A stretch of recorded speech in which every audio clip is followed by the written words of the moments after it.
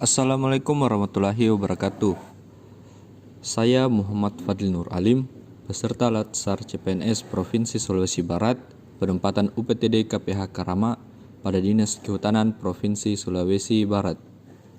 Saudara-saudara sekalian, pada kesempatan kali ini saya akan sedikit mengulas salah satu core values ASN, yaitu berorientasi pelayanan. Substansi berorientasi pelayanan terkait dengan bagaimana memahami dan memenuhi kebutuhan masyarakat dengan ramah, cekatan solutif, dan dapat diandalkan serta melakukan perbaikan tiada henti. Dengan berorientasi pelayanan, ASN diharapkan mampu mengaktualisasikan nilai berorientasi pelayanan dalam pelaksanaan tugas jabatannya dengan indikator ASN mampu untuk memahami dan menjelaskan pelayanan publik secara konseptual, memahami dan menjelaskan panduan perilaku, kode etik, nilai berorientasi pelayanan, serta memberikan contoh perilaku spesifik yang kontekstual dengan jabatan dan atau organisasinya.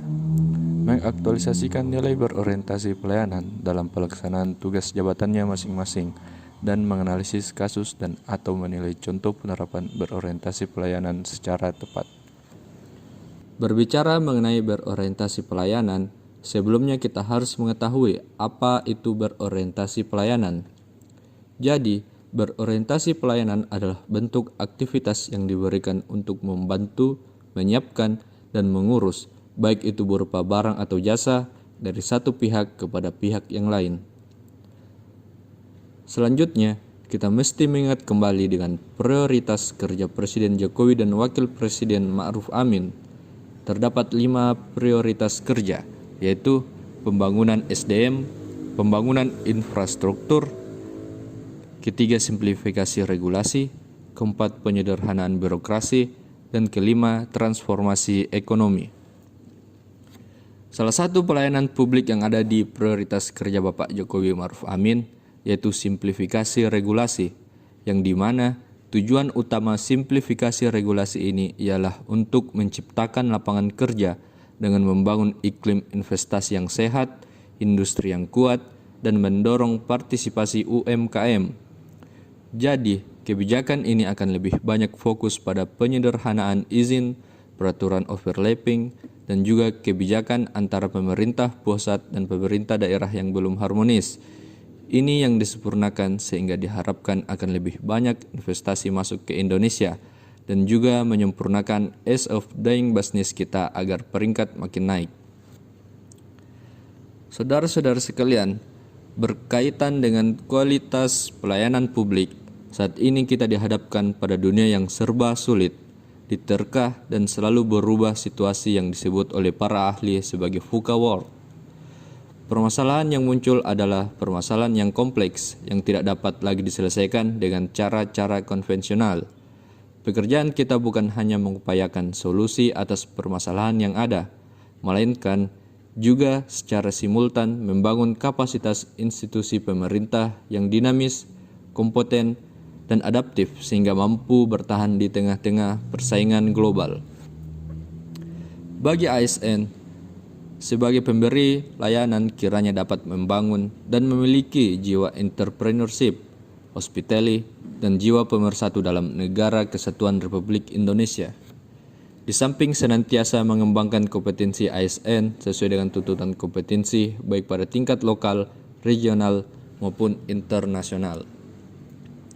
Saudara-saudara sekalian, adapun asas penyelenggaraan pelayanan publik seperti yang tercantum dalam pasal 4 Undang-Undang Pelayanan Publik, yaitu yang pertama, kepentingan umum. Sebagai ASN, sudah semestinya kita harus lebih mementingkan kepentingan orang banyak dibandingkan dengan kepentingan pribadi. Yang kedua, ada kepastian hukum. Dalam memberikan pelayanan, kita harus bertindak sesuai hukum yang berlaku di organisasi, hukum daerah, dan hukum negara. Yang ketiga, kesamaan hak. Pemberian layanan publik haruslah setara dengan yang lain. Jangan kita memberikan pelayanan yang hanya bersifat khusus ke satu pihak. Yang keempat, keseimbangan hak dan kewajiban. Pemberian layanan haruslah selalu seimbang dengan apa kebutuhan masyarakat. Yang kelima, profesional. Sebagai ASN, tentunya kita harus selalu bersikap profesional dalam melakukan pelayanan demi kepuasan masyarakat. Yang keenam, ada partisipatif. Bila kita mendapati adanya masyarakat yang membutuhkan layanan, sudah semestinya kita turut andil dalam memberikan pelayanan. Yang ketujuh, tidak diskriminatif. Dalam hal ini, pemberian layanan haruslah tidak membeda-bedakan antara pihak yang lain dan selalu menjunjung tinggi kehormatan pelayanan publik. Yang kedelapan, ada keterbukaan, sehingga sebagai pemberi layanan haruslah kita bersifat terbuka kepada masyarakat dengan memberikan sesuai apa yang masyarakat butuhkan. Yang kesembilan, akuntabilitas. Setiap tindakan yang kita lakukan dalam memberikan pelayanan publik haruslah dapat dipertanggungjawabkan sebagai ASN. Yang kesepuluh, fasilitas dan perlakuan khusus bagi kelompok rentan. Misalnya, kita mendapati masyarakat yang terbilang lansia dan susah untuk memahami cara bahasa kita. Haruslah kita sebagai ASN pelayanan publik untuk lebih memelankan dan lebih sabar dalam memberikan layanan. Yang ke-11, ketepatan waktu. Dengan ketepatan waktu, pemberian layanan akan selalu berjalan dengan lancar tanpa hambatan. Yang ke-12, atau yang terakhir, ialah kecepatan, kemudahan, dan keterjangkauan. Sebagai ASN yang berorientasi pelayanan, sudah semestinya kita memudahkan masyarakat dalam peroleh pelayanan dengan tidak menarik tarif yang di luar kemampuan masyarakat. Saudara-saudara sekalian, secara lebih operasional, berorientasi pelayanan dapat dijabarkan dengan beberapa kriteria, yakni yang pertama, ASN harus memiliki kode etik untuk menjabarkan pedoman perilaku sesuai dengan tujuan yang terkandung dari masing-masing nilai. Kode etik juga terkadang dibuat untuk mengatur hal-hal apa saja yang secara etis boleh dan tidak boleh dilakukan.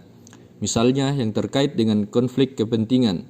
Dalam menyelenggarakan pelayanan publik, jika terjadi konflik kepentingan, maka aparatur ASN harus mengutamakan kepentingan publik daripada kepentingan dirinya sendiri.